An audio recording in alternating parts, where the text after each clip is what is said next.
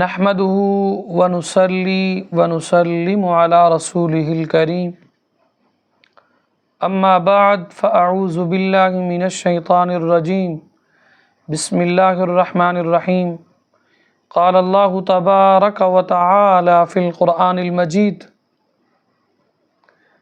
لقد كان لكم في رسول الله أسوة حسنة صدق الله العظيم۔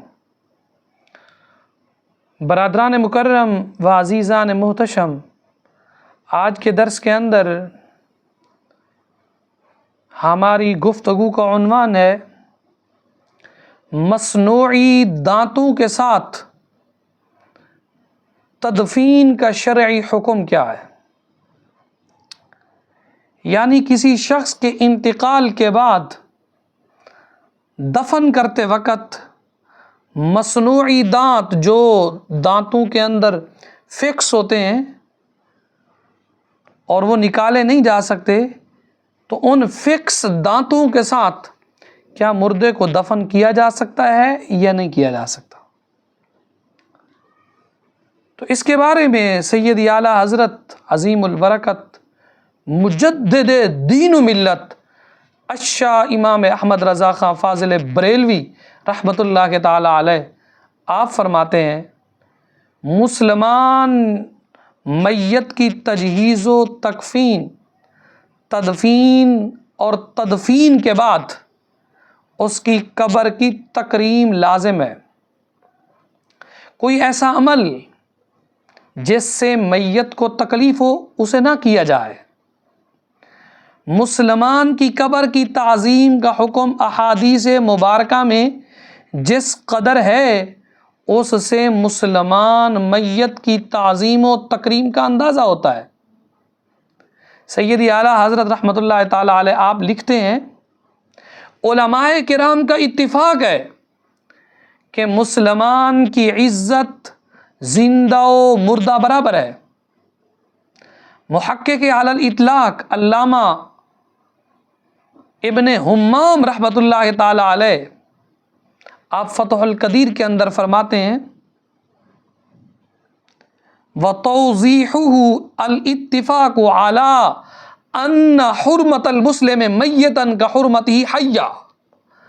فرمایا اس بات پر اتفاق ہے کہ مردہ مسلمان کی عزت اور مردہ مسلمان کی حرمت اور زندہ مسلمان کی عزت اور زندہ مسلمان کی حرمت بالکل برابر ہے۔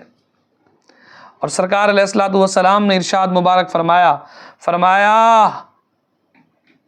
کسر عظم المیت وَأَذَاهُ كَكَسْرِهِ حَيًّا۔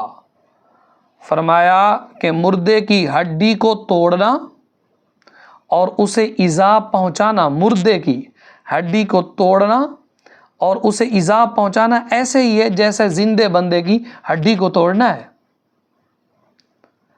تو اس لیے مسند الفردوس کے اندر بھی اس سے ملتے جلتے الفاظ موجود ہیں۔ میرے نبی نے فرمایا المیت یؤذی فی قبری ما یؤذی فی بیتی۔ سرکار نے فرمایا مردے کو قبر میں بھی اس بات سے ایذا ہوتی ہے جس سے گھر میں اسے اذیت ہوتی ہے۔ جس چیز سے گھر میں اسے تکلیف ہوا کرتی تھی نا، مردے کو قبر میں بھی انہی چیزوں سے تکلیف ہوتی ہے۔ تو اس لیے فقہائے کرام فرماتے ہیں یہ تو ہڈی تو بہت دور کی بات ہے۔ سیدی اعلیٰ حضرت رحمۃ اللہ تعالی علیہ سے سوال ہوا کہ مرد کے بال مرنے کے بعد اسے کاٹنا جائز ہے یا نہیں؟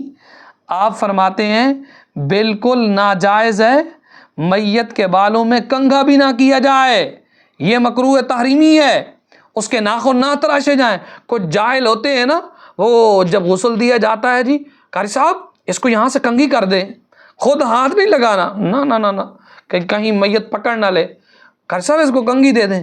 میرا امام فرمایا کہ میت کے بالوں میں کنگھا نہ کیا جائے، یہ مکروہ تحریمی ہے۔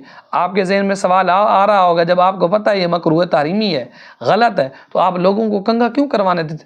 او بھائی، لوگ اس وقت سب سے بڑے مفتی بنے ہوتے ہیں، انہوں نے کسی کی بات کو نہیں سننا ہوتا، کسی کی بات کو نہیں ماننا ہوتا۔ وہ کہتے ہیں ہم حرف آخر ہیں اور جو ہم کہہ رہے ہیں ٹھیک کہہ رہے ہیں، آپ دیکھتے نہیں ہیں قبرستان کے اندر جب دفن کا وقت آتا ہے کوئی کیا کہہ رہا ہوتا ہے، کوئی کیا کہہ رہا ہوتا ہے، کوئی کیا، سارے تو عالم بنے ہوتے ہیں جو کبھی ایک دن بھی مسجد میں نماز پڑھنے کے لیے نہیں آتے، وہ وقت کے غوث اور ابدال اور قطبیت کے درجے کے اوپر فیض کھڑے ہوتے ہیں۔ تو اس لیے یہ آپ کے علم کے اندر ہونا چاہیے کہ میت کے بالوں میں کنگھا نہ کیا جائے، یہ مکروہ تحریمی ہے، نہ اس کے ناخن تراشے جائیں، اور ہاں جو ٹوٹا ہوا بال ہے وہ خود ہی ٹوٹ گیا ہے، کسی نے توڑا نہیں ہے، اور نہ ہی ختنہ کیا جائے۔ تو حضرت ابو ہریرہ رضی اللہ تعالیٰ عنہ کہتے ہیں سرکار علیہ الصلوۃ والسلام نے ارشاد فرمایا، تم میں سے کسی کا آگ پر بیٹھنا یہاں تک کہ وہ کپڑے جلا کر چمڑے تک پہنچ جائے، یہ زیادہ بہتر ہے اس سے کہ انسان قبر پر بیٹھے۔